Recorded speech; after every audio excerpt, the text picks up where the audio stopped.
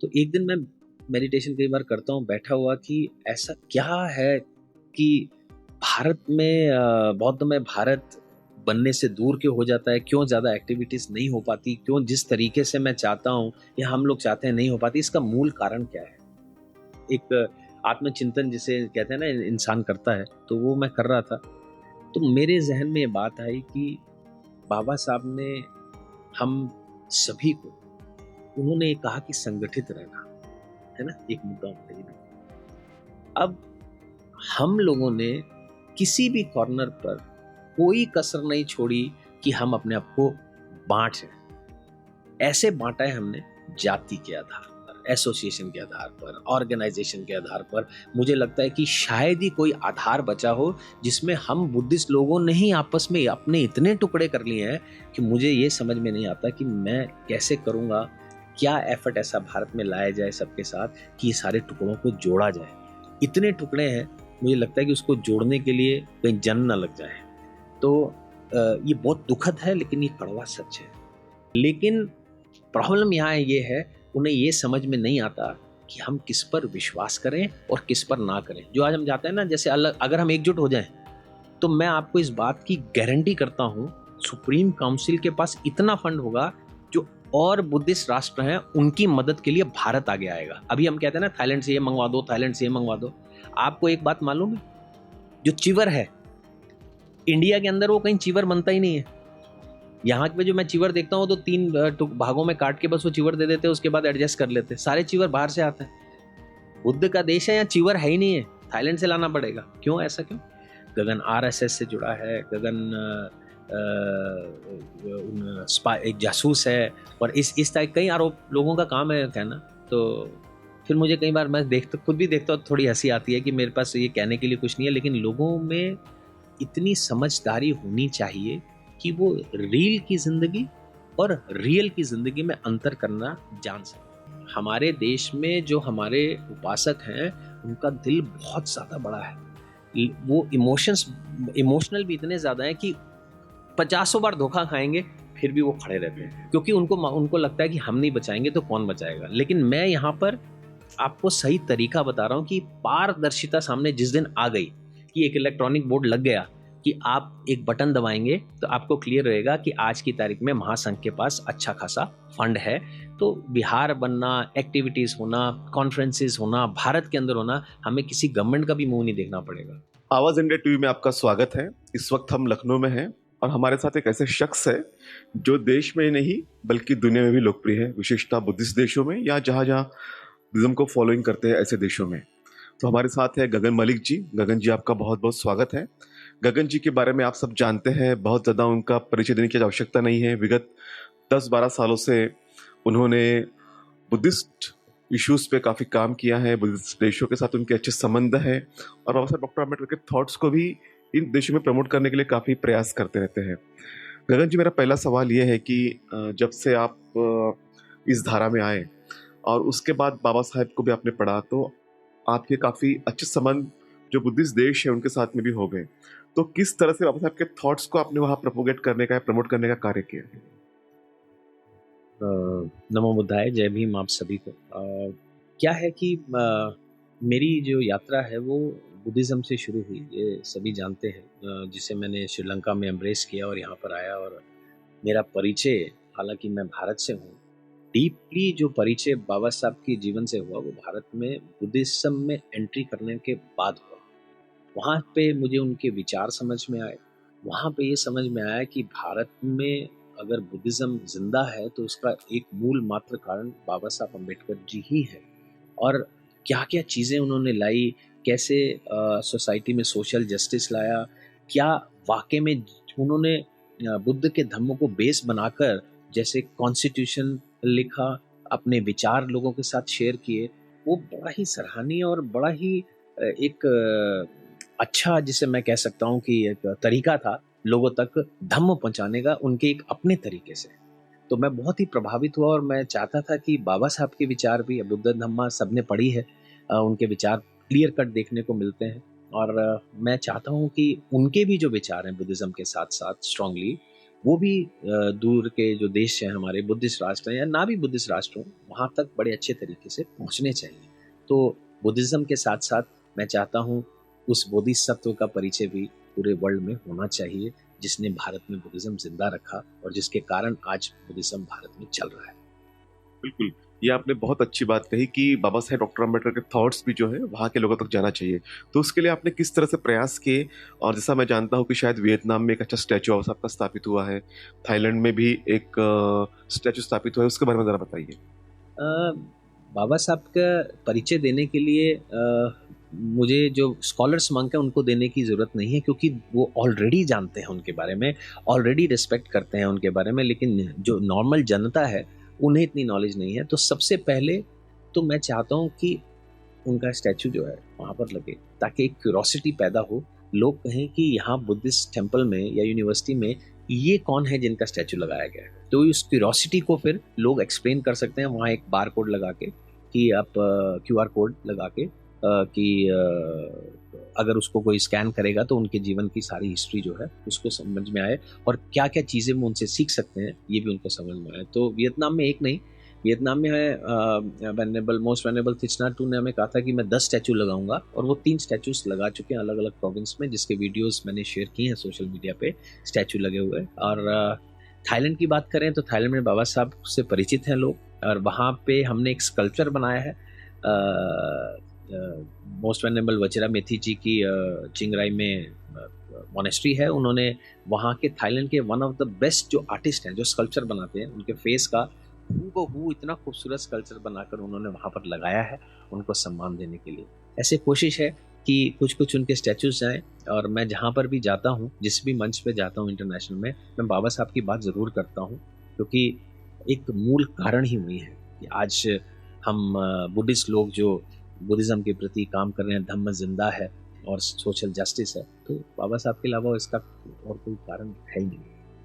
Vietnam में Baba Saheb doctor Ambedkar का statue स्थापित हुआ है। विशेष बात यह है कि इस स्टैचू का स्कल्पचर थाईलैंड में हुआ। थाईलैंड से ये स्टैचू वियतनाम में लाया गया और फिर इसे विश्वविद्यालय प्रांगण में स्थापित किया गया। ये ऐतिहासिक अवसर एक उल्लेखनीय परियोजना की शुरुआत का प्रतीक है, जिसके तहत देश भर के विश्वविद्यालय परिसरों में डॉक्टर अम्बेडकर की कुल 10 प्रतिमाएं स्थापित की जाएगी। प्रसिद्ध अभिनेता एवं धम्म प्रचारक गगन मलिक के विशेष प्रयासों से ये संभव हो पाया। इस महत्वाकांक्षी प्रयास के वियतनाम बौद्ध अनुसंधान संस्थान के वाइस रेक्टर महाथेरो डॉक्टर थिच नैत तू है। वियतनाम में एक प्रमुख बौद्ध भिक्षु के रूप में प्रतिष्ठित डॉक्टर थिच नैत तू डॉक्टर अम्बेडकर को एक बोधिसत्व मानते हैं और भारत में बौद्ध धर्म के प्रचार प्रसार में उनके अथक प्रयासों की बहुत प्रशंसा करते हैं। उन्होंने डॉक्टर अम्बेडकर की लेखन सामग्री Baba Saheb Ambedkar writing and speeches को वियतनामी भाषा में उपलब्ध कराने का संकल्प लिया है, जिससे वियतनाम के लोगों तक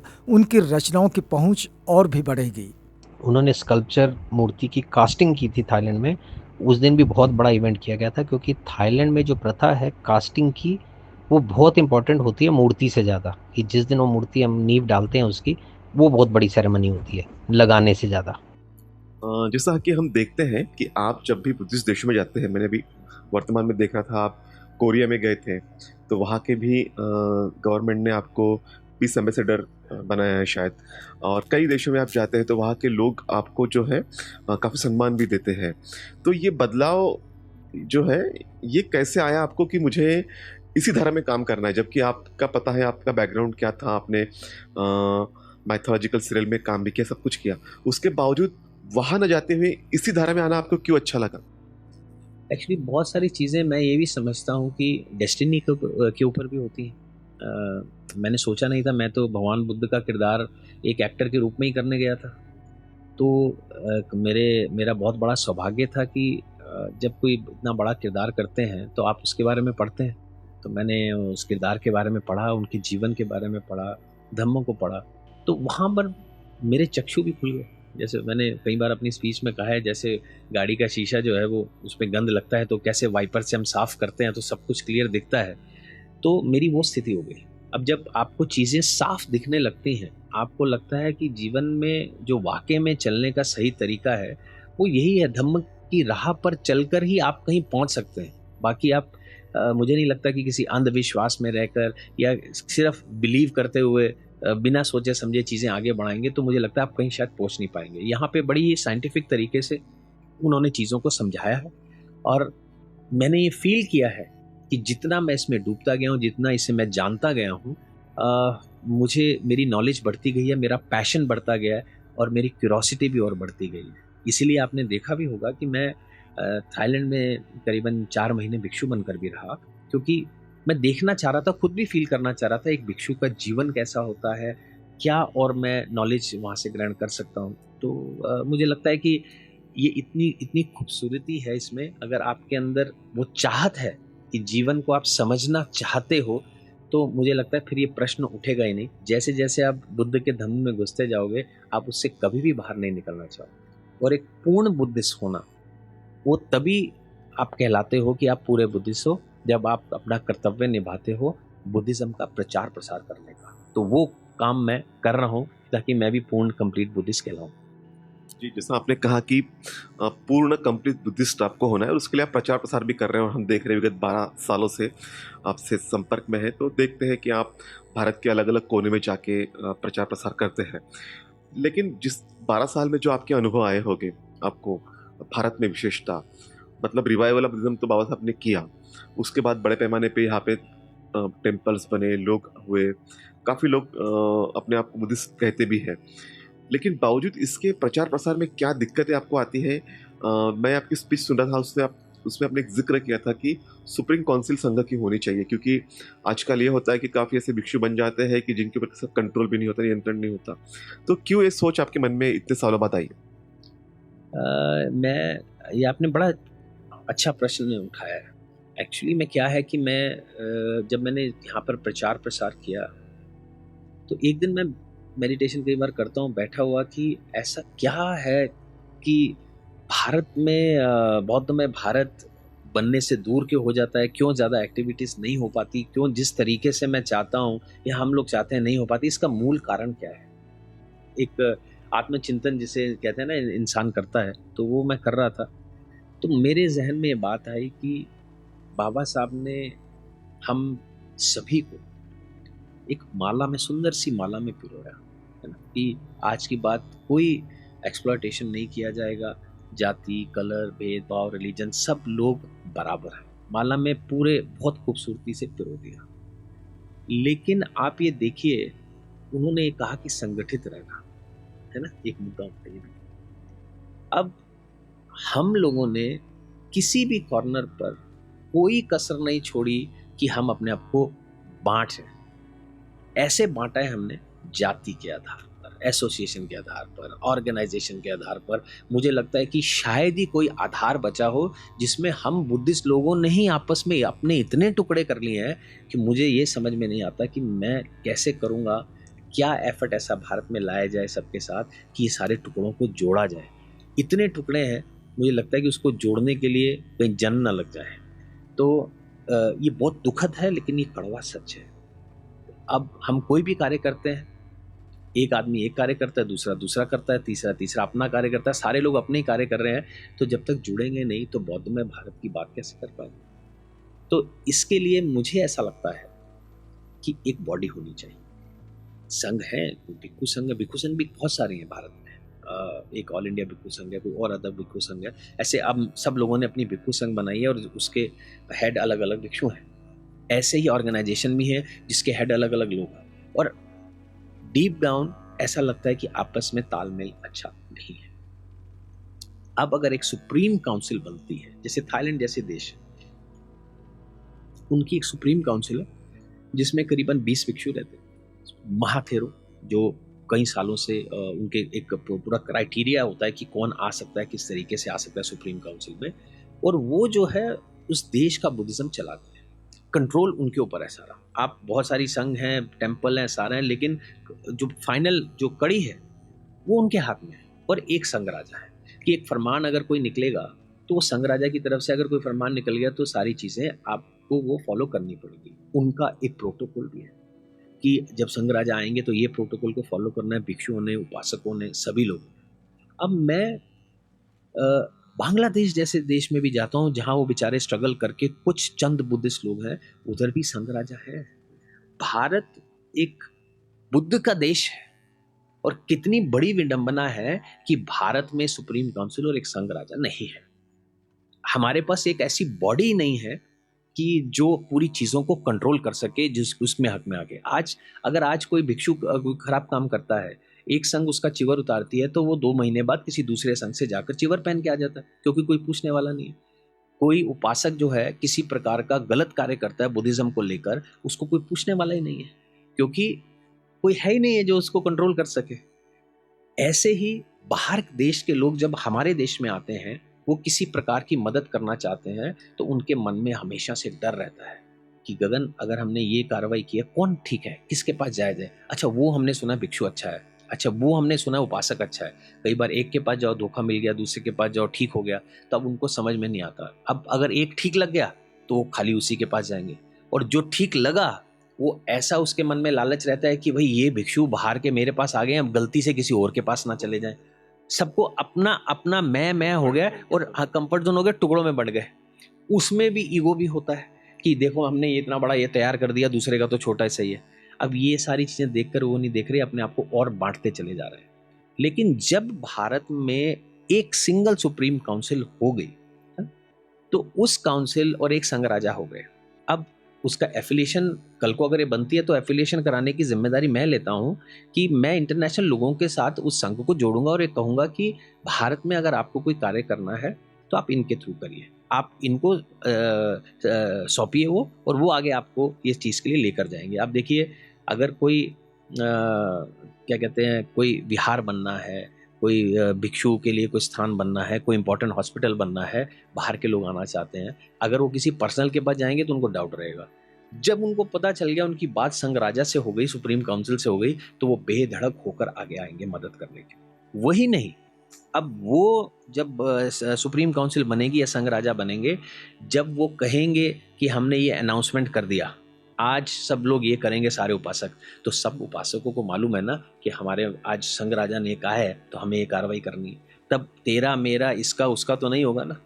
अब ये एक ऐसा मुद्दा है जो भारत में एक बड़ा बदलाव ला सकता है। आप अदरवाइज आप कितने भी कार्य करते रहोगे, आप सारे टुकड़ों में ही करोगे। और ये आपको समझना होगा, पॉलिटिशियंस जो हैं वो, उनकी भी ये पॉलिसी है, वो सबको टुकड़ों में ही बांटना चाह रहे हैं। और ये जो बुद्ध के नाम का, बाबा साहब के नाम का जो गलत यूज होता है, उसके ऊपर भी बहुत बड़ा एक स्टॉप लग जाएगा। वही लोग आगे आ पाएंगे जो वाकई में दिल से धम्म के लिए काम करना चाहते हैं, दूसरे नहीं आएंगे। देखिए, अब मैं आपको छोटे से एग्जांपल देता हूँ। इस पूरी जो पूरी कार्य, ये जो पूरा कार्य है, इस पूरे कार्य में सबसे बड़ा धोखा किसके साथ होता है?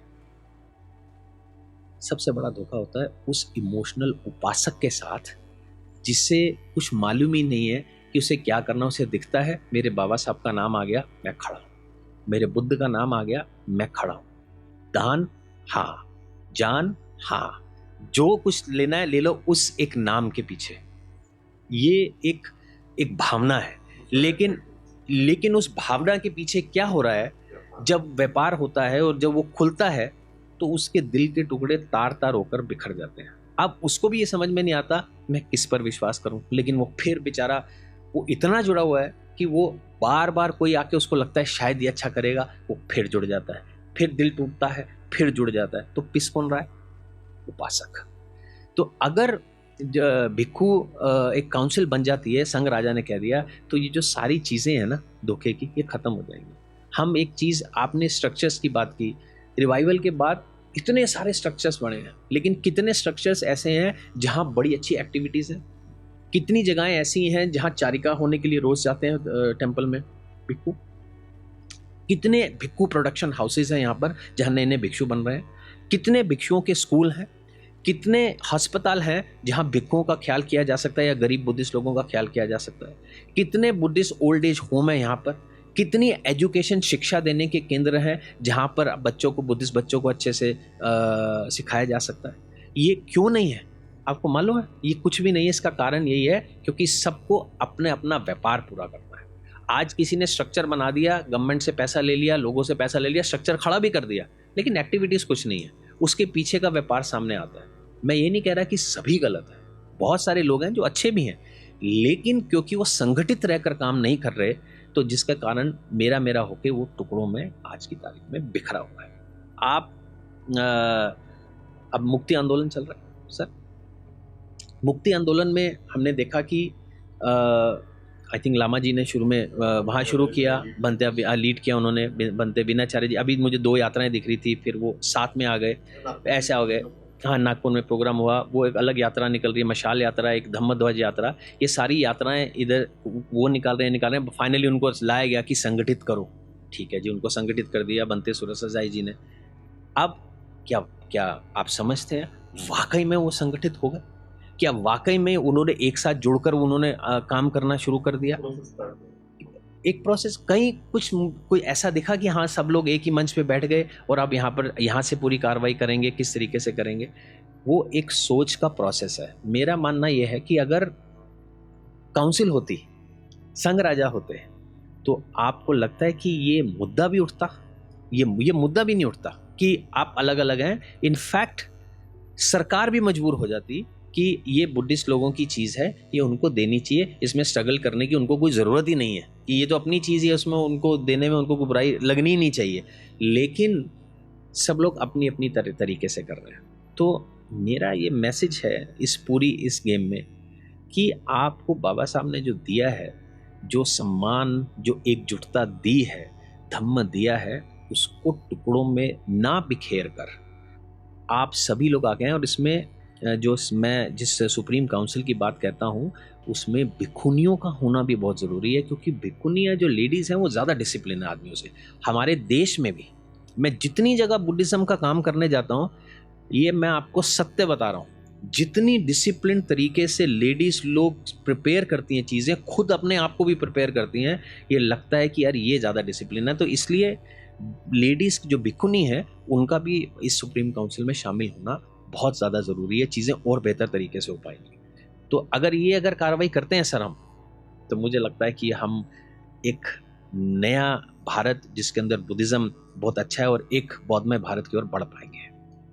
ये एक नया थॉट भी आपने दिया है कि सुप्रीम काउंसिल होनी चाहिए और सुप्रीम काउंसिल पे सब लोग ट्रस्ट करें, विश्वास करें, उसी के आधार पे जो है भारत में जो बुद्धिस्ट एक्टिविटीज़ हो वो संचालित हो, इस तरह का एक कंसेप्ट दिया है। और ये कंसेप्ट कुछ नया नहीं है, ऑलरेडी बुद्धिस्ट देशों में इस तरह से होता ही है और उसको फॉलो करके भारत में भी ऐसा होने चाहिए। इस पर आप क्या सोचते हैं? अभी कमेंट आपकी राय ज़रूर बताइए, क्योंकि गगन जी ने जो थॉट दिया है, डेफिनेटली इस थॉट से यूनिटी आने में काफ़ी मदद होगी और जो लोग बिखराव क्रिएट करने की कोशिश करते हैं उन्हें भी लगाम बैठेगा। मुझे लगता है कि इस थॉट को और मजबूत होने की आवश्यकता है, इसको और परकुलेट होने की आवश्यकता है, लोग इसमें मंथन चिंतन करें और डेफिनेटली ये जो एक थॉट आया है सुप्रीम काउंसिल का, इसके ऊपर चर्चा होनी चाहिए। गगन जी, ये आपने तो बहुत सही बात कही। आपने जो 10-12 सालों में देखा कि जितनी डाइवर्सिटीज़ भारत में है, डाइवर्सिटीज़ कहे इन द सेंस डिफरेंसेस जो है, इसको इकट्ठा लाने की कोशिश के तहत आपने एक सुझाव दिया है। लेकिन मेरा ये सवाल ये भी है कि क्या सही मायने में इतने सारे जो डाइवर्स ग्रुप हो गए हैं आज, या इतने डिफ्रेंशिएट हो गए एक से, या एक के साथ में, इवन हम देखते हैं कि बौद्ध भिक्खुस में भी वो समानता नहीं है या मैत्री नहीं होती, आपस में करुणा भी नहीं होती, एक से बात भी नहीं करना चाहते। तो ऐसे में ये जो थॉट आपने लाया है, ये कितना मतलब कितना लोग इसको एक्सेप्ट कर पाएंगे? देखिए, एक्सेप्ट और ना एक्सेप्ट की तो बात ही नहीं है यहाँ पर, तो उनके पास इसके अलावा कोई ऑप्शन ही नहीं है। जैसे अब मतभेद हैं लोगों के बीच में, भिक्षु लोगों का तो मतभेद करना उनके विनय में आता ही नहीं है। उनके विनय में तो सिर्फ माफ़ करना आता है, करुणा देना आता है, प्यार आता है, वो तो शांति यही सिखाते हैं। तो ये मैत्री भी इसका विनय का हिस्सा है, तो वो तो हमारे मार्गदाता है। तो मुझे लगता है कि बनते लोगों को इतना ज़्यादा समय नहीं लगना चाहिए और हर स्टेट से वो एक दो बनते, उस मिनिमम एटलीस्ट एक बनते तो एक स्टेट में होना चाहिए। एक क्राइटेरिया जो है, हम उनको रूल बुक दे देंगे कि कौन इस काबिल है जो सुप्रीम काउंसिल में शामिल हो सके। तो मुझे लगता है कि एक कड़ा स्टेप तो लेना ही पड़ेगा। जब वो कड़ा स्टेप आएगा सर, तो आप देखेंगे कि बुद्धिज़्म की तस्वीर बदलने लगी है। इतनी मूर्तियां मैंने बांटी हैं, है ना। 90% विहारों में तो भिक्षु नहीं है, 90%, केवल 10% विहार में भिक्षु थे जहां मूर्ति गई है, बोधाचार्य या वहां के गांव के लोग। या फिर लोग कई बार ऐसा भी होता है, हमने जो देखा है कि बुद्ध विहार में जो भिक्षु होते हैं उनके साथ में फिर उनकी अनबन भी हो जाती है, और वहाँ विहार के अंदर भी काफ़ी इश्यूज होते हैं। ये देखिए, वही मैं आपको समझाने की कोशिश कर रहा हूँ कि जहाँ वहाँ तो भिक्षु है नहीं है। अब अगर भिक्षु प्रोडक्शन नहीं होगा, नए भिक्षु नहीं बनेंगे, तो आप कैसे बौद्ध में भारत की बातें कर रहे हैं? बुद्धिज्म तो खत्म ही होता जाएगा ना डे बाय डे, अगर नए भिक्षु नहीं आएंगे। अगर स्लो स्पीड से भी आएंगे तो भी बुद्धिज्म खत्म होता जाएगा। तो भिक्षु प्रोडक्शन तो होना जरूरी है। और जो हम आप बात कर रहे हैं, फिर से मैं ये कहूँ कि अगर कोई उपासक किसी भिक्षु के साथ बदतमीजी करता है या कोई उपासक विनय तोड़ता है, तो उसके पास आज की तारीख में लगाम कसने वाला कोई है ही नहीं है। कोई कानून तो नहीं है कि उन्होंने ये किया कि कानूनी तौर पे अगर कोई उसको सजा मिले तो बात अलग है, लेकिन बुद्धिस्ट तौर पर उसकी एक सजा जो तय होती है। अगर थाईलैंड में किसी ने गलत किया तो उसका चीवर जीवन भर के लिए उसका चीवर हटा दिया जाता है। अगर उसके बाद वो कभी जीवन में पहन नहीं सकता। ऐसा नहीं है कि मैं नहीं, खत्म हो गया उसका चैप्टर, जीवन भर के लिए खत्म हो गया। उसके बाद वो वापस भिक्षु नहीं बन सकता, जो मर्जी हो जाए। ऐसे ही उपासक भी अगर कोई गलत काम करता है तो सोसाइटी उसके अगेंस्ट एक्शन लेती है ना। ये बड़ी सारी चीज़ें हैं। तो इसमें उपासक जिसने लोगों को पैसे का धोखा दिया हो, बाबा साहब के नाम पे या बुद्ध के नाम पे पैसा लिया हो या गमन किया हो, व्यापार किया हो, तो ये सारी चीज़ें लोगों की पकड़ में आनी शुरू हो जाएंगी। बट आप ये देखो, अगर सुप्रीम काउंसिल आ गई तो उसमें पारदर्शिता रहेगी। आज हमारे समाज का दिल इतना बड़ा है सर कि मैं उसको शब्दों में बयान नहीं कर सकता। उसका मैं एक छोटा सा आपको एग्जाम्पल बता देता हूँ। मैं भिक्षु था, तो मैं भिक्षु बन के रूप में भारत आया दीक्षा भूमि में। तो सब लोग दान पारमिता रहती है, तो सब मतलब बहुत अच्छे से दान कुछ अपने जो भी जिसका मन पड़ रहा था वो लोग देने की कोशिश कर रहे थे। तो एक लेडी आई थी मेरे पास और मैं ऐसे था, तो उसने मेरे हाथ में कुछ दिया, तो मैंने लेके ऐसे दिया। तो मैं बस में जब वापस गया मैंने खोल के देखा तो उसका मंगलसूत्र था। उसने अपना मंगलसूत्र उतार के दे दिया मुझे। अब मैं वहाँ पर आ गया तो मेरी आंखों में आंसू थे। मैंने कहा ये भाव उस लेडी के हैं कि इसका मतलब है कि एक लेडी के लिए मंगलसूत्र से बड़ी कोई चीज़ तो नहीं है ना जो दे सके, तो वो ही उसने दे दिया। तो आप सोचो कि भाव किस लेवल का है लोगों का। लेकिन प्रॉब्लम यहाँ ये है, उन्हें ये समझ में नहीं आता कि हम किस पर विश्वास करें और किस पर ना करें। जो आज हम जाते हैं ना, जैसे अगर हम एकजुट हो जाएं, तो मैं आपको इस बात की गारंटी करता हूँ सुप्रीम काउंसिल के पास इतना फंड होगा जो और बुद्धिस्ट राष्ट्र हैं उनकी मदद के लिए भारत आगे आएगा। अभी हम कहते हैं ना थाईलैंड से ये मंगवा दो, थाईलैंड से ये मंगवा दो। आपको एक बात मालूम है, जो चीवर है इंडिया के अंदर वो कहीं चीवर बनता ही नहीं है। यहाँ पे जो मैं चीवर देखता हूँ तो 3 भागों में काट के बस वो चीवर दे देते हैं, उसके बाद एडजस्ट कर लेते हैं। सारे चीवर बाहर से आते हैं। बुद्ध का देश है, यहाँ चीवर है ही नहीं है, थाईलैंड से लाना पड़ेगा। क्यों, ऐसा क्यों नहीं है? कहाँ है बताइए ना। जो क्वालिटी वहां पर है, मैं क्वालिटी की बात कर रहा हूँ। चीवर तो आप प्लेन कपड़ा लेके भी पहन लेंगे, लेकिन जिस क्वालिटी के साथ थाईलैंड या दूसरे देशों में चीवर बनाया जा रहा है कितनी खूबसूरत तरीके से, वो चीवर की यहाँ मैन्युफैक्चरिंग ही नहीं होती है। तो वो मैं आपको छोटा सा एग्जाम्पल दिया सर कि हमारे देश में जो हमारे उपासक हैं उनका दिल बहुत ज़्यादा बड़ा है।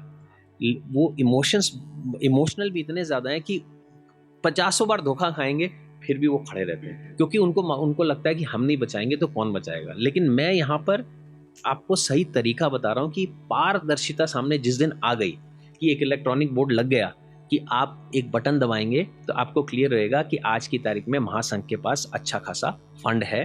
तो बिहार बनना, एक्टिविटीज़ होना, कॉन्फ्रेंसेस होना, भारत के अंदर होना, हमें किसी गवर्नमेंट का भी मुंह नहीं देखना पड़ेगा।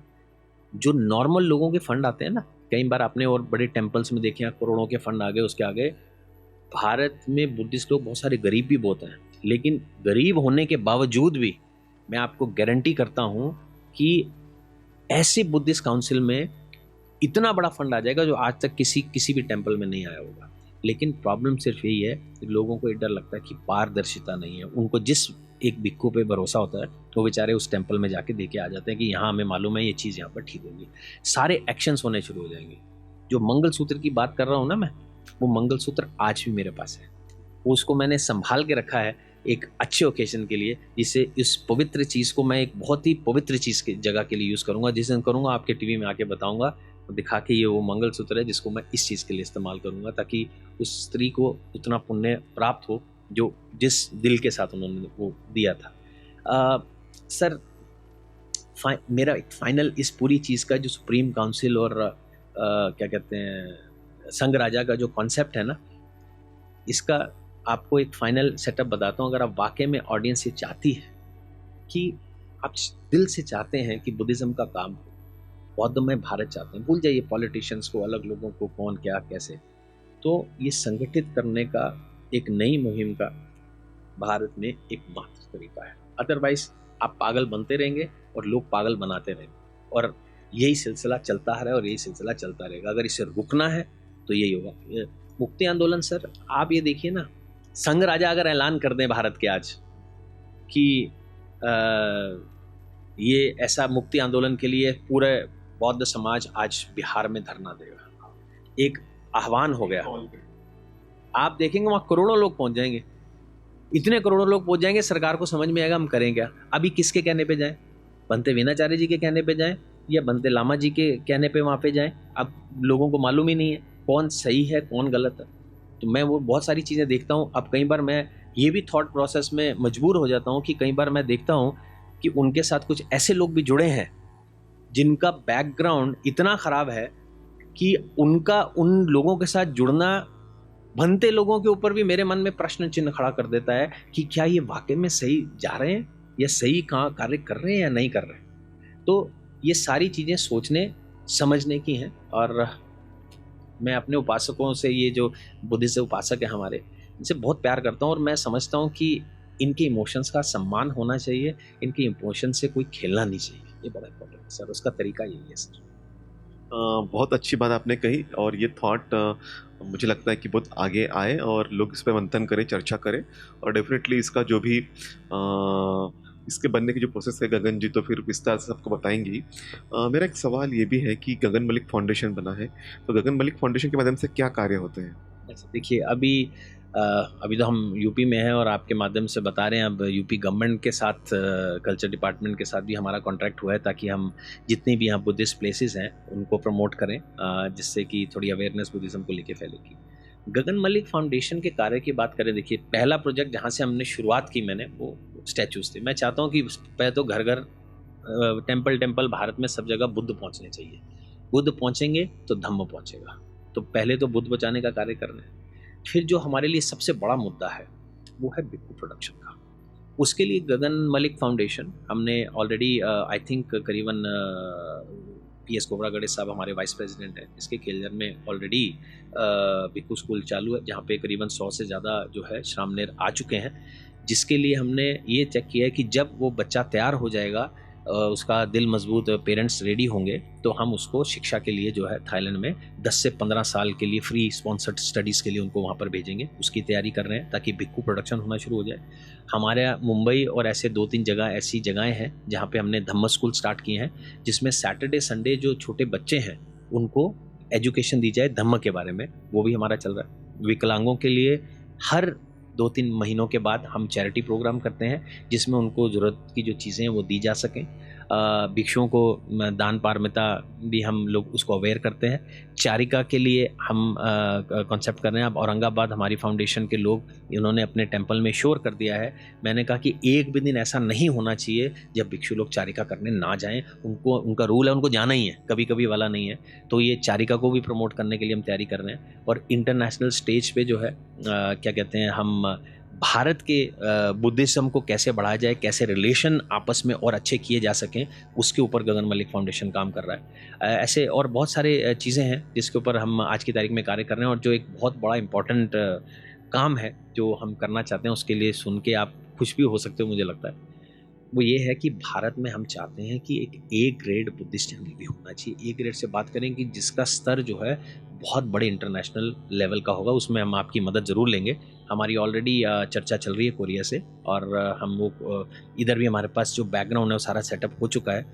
आई थिंक अभी एक ही मीटिंग हुई है, उसमें कुछ मीटिंग्स लगेंगी। अगर वो हो जाता है तो मुझे लगता है कि फिर हम संगठित होकर जब काम करेंगे, आपने बहुत अच्छा कार्य किया आज तक बुद्धिज़्म के लिए। मुझे लगता है कि जब एक दूसरे का सपोर्ट, इंटरनेशनल सपोर्ट हमें मिलेगा, तो हम और स्ट्रॉन्ग तरीके से कार्य कर पाएंगे। क्योंकि हम ये भी चाहते हैं, स्कूल खोलने की भी हम चाहते हैं कि भारत में एक Buddhist based A grade school होना चाहिए, जिसमें हमने क्रिश्चियन बेस, मुस्लिम बेस, हिंदू बेस स्कूल्स आप देखते हैं ना, सारे ए ग्रेड हैं सारे। लेकिन बुद्धिस्ट बेस मैं दिल्ली बॉम्बे में मुझे कोई खास ए ग्रेड स्कूल नहीं दिखा। स्कूल्स हैं लेकिन वो ए ग्रेड वाले नहीं है। तो वो भी मैं चाहता हूँ कि कोई इंटरनेशनल लेवल का एक स्कूल यहाँ पर खुलना चाहिए, जिसके लिए हम फाउंडेशन धीरे धीरे अपने कार्य में आगे बढ़ रहा है। जी बिल्कुल, आपके बहुत कार्य के लिए बहुत साधुवाद और मंगल कामनाएं व्यक्त करते हैं। एक गगन जी, कॉन्ट्रडिक्शन भी आपके साथ में आता है कि जैसा बुद्धा का रोल किरदार निभाने के बाद में आपकी काफ़ी प्रशंसा हुई, आपकी लोकप्रियता हुई, अलग अलग बुद्धिस्ट देशों में आपको मान्यता मिली और अपना समय भी पूरा इसलिए आप देते भी हैं। लेकिन एक और शख्सियत है हिमांशु सोनी, जिन्होंने भी बुद्धा सीरियल में भी रोल किया है। मुझे लगता है कि शायद उस वजह से कुछ कॉन्ट्रडिक्शन है, उन्हें ऐसा लगता है कि आपको ज़्यादा प्रोमिनेंस मिल रहा है, उन्हें प्रोमिनेंस नहीं मिल रहा है। और दूसरा ये भी था कि कुछ वियतनाम के संघ के संदर्भ में भी कुछ इश्यू हुआ था, उसको भी ज़रा क्लैरिफाई कर दीजिए। देखिए जी, मैं ऑडियंस आपके थ्रू ये लोगों को बहुत अच्छे से बताना चाहता हूँ कि मैंने एक फ़िल्म की है श्री सिद्धार्थ गौतम, जो कि 2 घंटे की श्रीलंका की मूवी है, जो सीरियल बनने से पहले बनी है और श्रीलंका की आज तक की सबसे बड़ी हिट है, जिसे बहुत सारे बुद्धिस्ट राष्ट्रों में और अलग देशों में पर्सनल बुद्धिस्ट टेम्पल्स की स्क्रीनिंग और नॉर्मल स्क्रीनिंग्स में हम दिखा चुके हैं, इंक्लूडिंग वियतनाम। सीरियल उसके बाद आया है और सीरियल के पीछे की ज़्यादा कहानियों में डीप नहीं जाना चाहता मैं। हिमांशु हमेशा से एक अच्छा लड़का रहा है और उसने एक रोल भी अपना बखूबी निभाया है, उसकी मैं सराहना करता हूँ। लेकिन कई जगह पे मुझे लगता है कि लोगों को ये गलतफहमी हो जाती है कि शायद मैं ही वो हूँ जिसने सीरियल किया है, तो उसको मैंने हमेशा से क्लैरिफाई किया है। वो कंट्रोवर्सी इसलिए हो गई कि हमारे मित्र को लगा कि शायद मैं उसका नाम यूज़ करके और वियतनाम जा रहा हूँ, तो शायद उसे मालूम नहीं था कि जब सीरियल बना भी नहीं था, उससे पहले हम अपनी फ़िल्म की स्क्रीनिंग वियतनाम में कर चुके थे। और वियतनाम में एक बार नहीं, मुझे लगता है 10वीं बार उससे पहले जा चुका हूँ। वहाँ की संघ के साथ मेरा जितना प्यार है, शायद उसका वो उस बारे में जानता नहीं है। और इस चीज़ को लेकर शायद उसके मन में कुछ कन्फ्यूजन उठा, जो हमने फेसबुक पे बहुत अच्छे से क्लियर किया कि ये कन्फ्यूजन आप ना रखें। मैं सर जिस दिन से मैंने ये फिल्म की, मेरे अंदर वो एक चेंज जो आया, मैंने बुद्धिज़्म को एम्ब्रेस किया है श्रीलंका में। मैं आज की तारीख में अपने आप को बुद्धिस्ट कहता हूँ, क्योंकि बहुत अच्छे तरीके से पोसोन पोया डे, जो कि बहुत ही महत्वपूर्ण दिन है श्रीलंका का, उस दिन मैंने बुद्धिज़्म, बौद्ध धर्म को अपनाया था। और आज मुझे 11-12 साल हो गए हैं। सभी जानते हैं कि मैं बड़े ही स्ट्रॉन्ग तरीके से अपनी जो रियल ज़िंदगी है उसमें केवल बुद्धिज़्म का काम कर रहा हूँ। उसके लिए मुझे ज़्यादा समझाने की ज़रूरत नहीं है। हिमांशु एक अच्छा लड़का है। हिमांशु एक जैसे अभी आई थिंक उसका बहुत ज़्यादा रुझान जो है वो मैंने अभी बुद्धिस्ट कार्यों में नहीं देखा। वो एक एक्टर है, उसको हक है अपने जीवन को आगे लेकर जाने के लिए। जो मैं देखता हूँ, मैं वही चर्चा कर रहा हूँ। हो सकता है हम चाहते हैं कि अगर वो बुद्धिज़्म में आज मुझे लगता है 10-12 साल बाद वो मुझे दिखा है कि सीरियल के भी बुद्धिस्ट कुछ एक्टिविटीज़ करने के लिए। लेकिन अगर कोई भी, चाहे वो एक्टर है चाहे नॉन एक्टर है, अगर वो बुद्धिज़्म के काम के लिए उतरता है और उसने अगर बुद्ध का रोल किया और वो भी उतरता है, तो उसको भी मैं अनुमोदना साधु करता हूँ कि आप आइए और बुद्धिज़्म के काम में रम जाइए। लेकिन जो काम आप करें वो आप पैशनेटली करें, दिल से करें। ये जो कार्य में हम उतरे हैं, ये कार्य उतना आसान नहीं है, लेकिन अगर वो उतरेंगे तो हम सभी उन्हें अनुमोदना साधु करेंगे। तो लोगों में ये कोई किसी प्रकार की कन्फ्यूजन नहीं होनी चाहिए कि मैंने सीरियल किया या फिल्म की। मैंने श्रीलंका की श्री सिद्धार्थ गौतम फिल्म की है और अपना जीवन जो है मैंने बुद्धिज़्म को सौंप दिया है। हिमांशु सोनी ने एक सीरियल किया है, बहुत अच्छे से उसने निभाया। वो अब उसकी निजी ज़िंदगी है, उससे आप इंटरव्यू करेंगे तो वो इस बारे में अपनी सारी बातें रख पाएगा। बहुत बहुत शुक्रिया, आपने इस बात को क्लैरिफाई किया। अब एक अंतिम सवाल के साथ हम इस चर्चा को विराम भी देंगे। गगन मलिक एक शख्सियत है जिन्होंने भी अपने आप में कहा कि वो पूरा समय जो है, अपनी ज़िंदगी जो है, वो बुद्धिज़्म के लिए समर्पित कर दी है और इसी को आगे बढ़ाने के लिए वो काम करते रहेंगे। लेकिन कुछ कॉन्ट्रडिक्शंस भी जो उनके साथ में आते हैं, उसके ऊपर भी उन्होंने अपने बहुत बखूबी से अपने जवाब भी दे दिया है। तो मुझे लगता है कि इसके बाद शायद कोई कॉन्ट्रडिक्शन ना रहे। और गगन मलिक जी के कार्य जो है उनके लिए तो बहुत बहुत साधुवाद भी है, मंगल कामनाएं भी है। आप ऐसे ही आगे बढ़ते रहेंगे। और एक अंतिम सवाल मेरा यही है कि भारत में जो रिवाइवल ऑफ बुद्धिज्म आप कोशिश कर रहे हैं, तो कई थॉट्स है, कई विचार हैं। आपने तो एक थॉट सामने लाया भी है कि एक सुप्रीम काउंसिल होना चाहिए और उसके माध्यम से हम लोग कोशिश करेंगे। लेकिन कुछ लोग ऐसे भी हैं शायद जो आपके कार्य को पसंद भी नहीं करते, या जो आपके बारे में संदेह से भी देखना चाहते हैं, संदेह भी व्यक्त करते हैं, उनके बारे में आप क्या कहेंगे? देखिए, अब वो प्रॉब्लम क्या है कि सबसे पहले ये बड़ा इम्पोर्टेंट है कि बुद्ध ने भी कहा कि आप थोड़ा तथ्यों के ऊपर जाएं तो ज़्यादा अच्छा है। अगर आप, कई लोगों ने ये कहा कि गगन ने तो राम का रोल किया है, गगन आरएसएस से जुड़ा है, गगन एक जासूस है, और इस टाइप कई आरोप लोगों का काम है कहना। तो फिर मुझे कई बार, मैं खुद भी देखता हूँ, थोड़ी हंसी आती है कि मेरे पास ये कहने के लिए कुछ नहीं है, लेकिन लोगों में इतनी समझदारी होनी चाहिए कि वो रील की ज़िंदगी और रियल की ज़िंदगी में अंतर करना जान सके।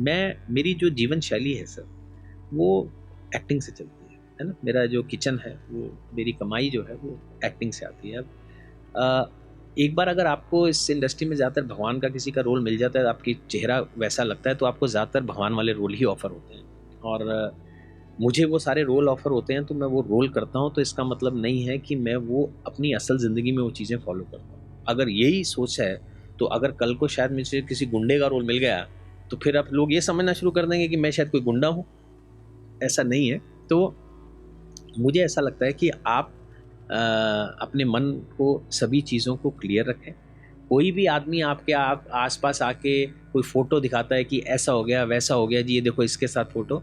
हम एज एन एक्टर बड़े, हर तरह के नेता, हर पार्टी के नेता, हर धर्म के नेता, हर अलग अलग रिलीजन के लोगों के साथ, क्योंकि इंटरनेशनल स्टेज पे भी ऐसा होता है कि कहीं इंटरनेशनल पीस कॉन्फ्रेंस होती है, सर्वधर्म कॉन्फ्रेंसेस होती हैं जिसमें सभी लोग हैं, तो वो सारी चीज़ें दिखने को आपको मिलती हैं। लेकिन जब कार्य की बात आती है, तो मेरी आप सभी से रिक्वेस्ट है कि आप जो कार्य मैं करता हूँ अपनी असल ज़िंदगी में, वो देखिए। असल ज़िंदगी में मैं भिक्खू बना, मैं कोई स्वामी बन के मैं किसी और जगह या किसी और रिलीजन का वो बनकर जाके मैं सीखने नहीं गया। वो मेरी असल ज़िंदगी है। असल ज़िंदगी में मैंने अपने जीवन में हज़ारों की तादाद में भगवान बुद्ध की मूर्तियाँ बांटने की कोशिश की है, जो मैं कर रहा हूँ। अपनी असल ज़िंदगी में मैं कोशिश कर रहा हूँ कि भिक्खू प्रोडक्शन। असल ज़िंदगी में आज उत्तर प्रदेश के साथ भी हमने कॉन्टैक्ट किया कि बुद्धिज़्म की जगहों को बढ़ावा देंगे। ये मेरी असल ज़िंदगी है।